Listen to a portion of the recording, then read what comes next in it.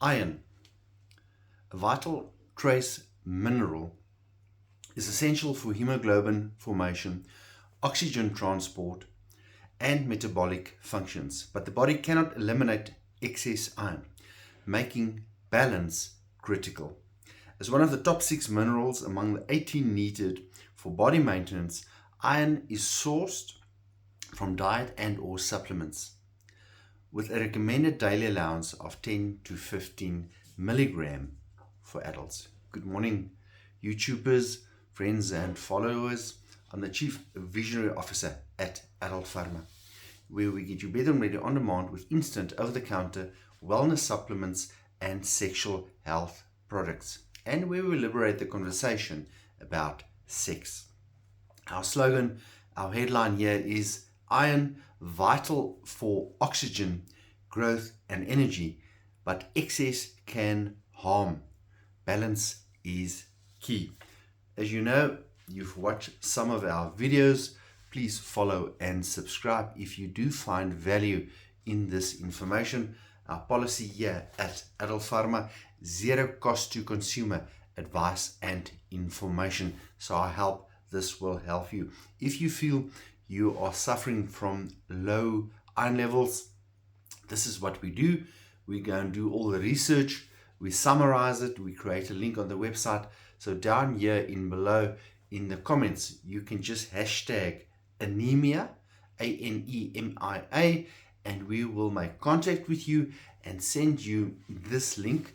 This is a summary of the 10 or 12 pages of research that we've done on the topic of iron. Hashtag anemia, we'll make contact and we will forward it to you.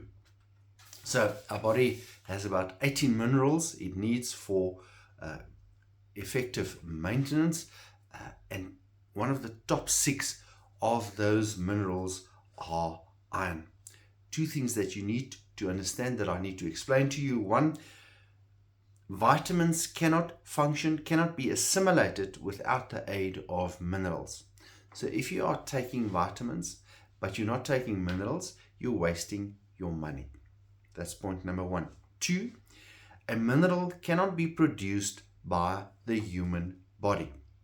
So we either take that in as a dietary food and or a supplement. So the RDA, the recommended daily allowance for iron, a micronutrient, is 10 to 15 milligrams per day for adults. So for men, about 10 milligrams should be sufficient. For ladies, you can start with 10. If you are pregnant, that will go up to 12 to 13. If you are pregnant and you breastfeed with another child, that will go up to about 15. If you have heavy menstrual cycles, you will have to take more than 10 milligram as well. Iron is absorbed in the intestines, but in the very first part of the intestines, they call it the duodenum, and that is where iron is absorbed. So we've spoken about the pregnancies and the heavy periods. The main symptom of a lack of iron is that persistent fatigue. You feel tired all the time. Right. What's the main function of iron? It transports oxygen through your blood to your heart, to your lungs, to your brain, to the rest of your body. So it is crucial in making red blood cells and hemoglobin. 60% of your iron is used in producing red blood cells, and about 4% goes to your muscles. The rest is stored in your spleen, liver, and bone marrow.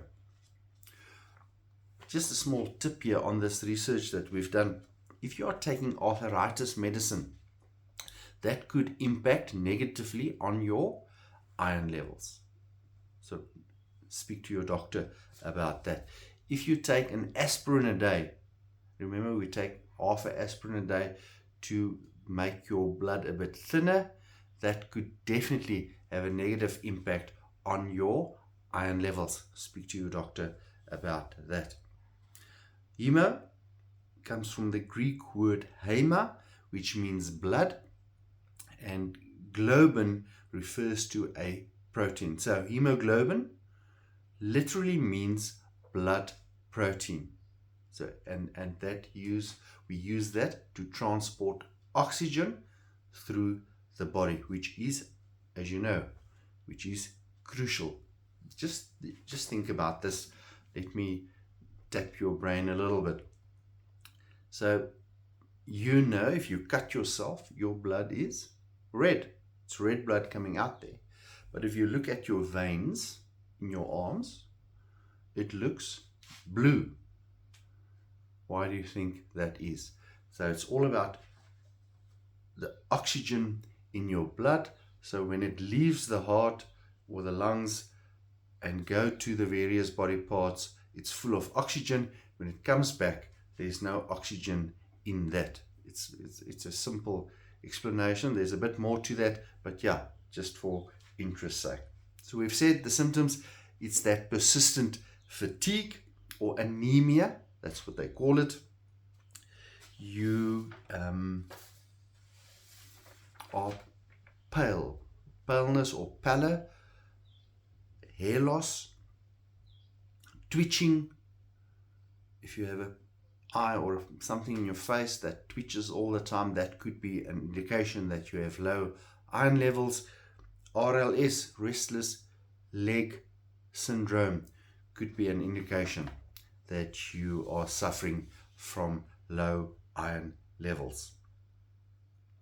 Start, as we've said this in quite a few videos already, start with sufficient sleep. Sleep is an opportunity for intense rejuvenation, repair and restoration of body functions. One of the important things, we've done a video about this, you can go back in our history there.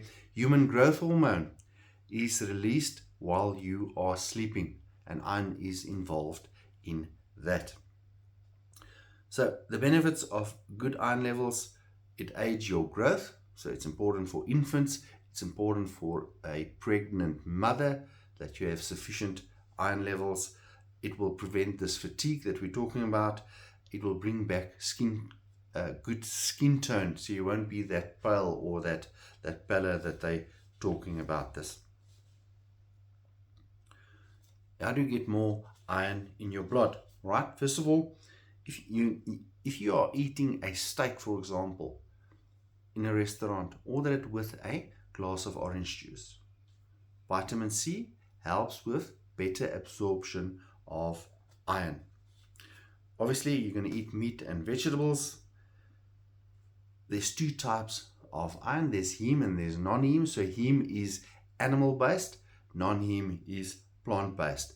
And it is proven that animal-based heme is better absorbed than non-heme. That's why some vegans might find that they are suffering from low iron levels because of not taking in meat products.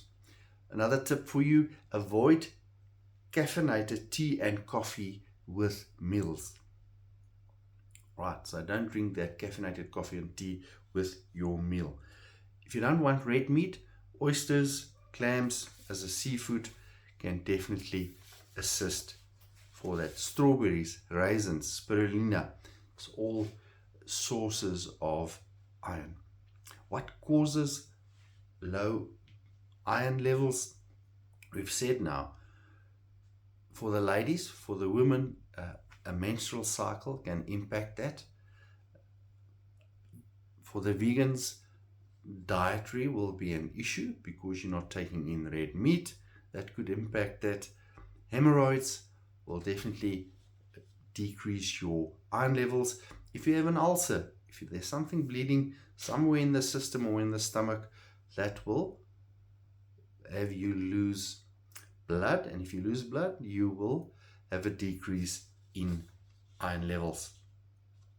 I hope this has helped. So if you feel you are suffering from low iron levels, hashtag anemia, we'll send you a link. We'll make contact with you and send you a link with all the information neatly summarized, and you can work through that on your own time.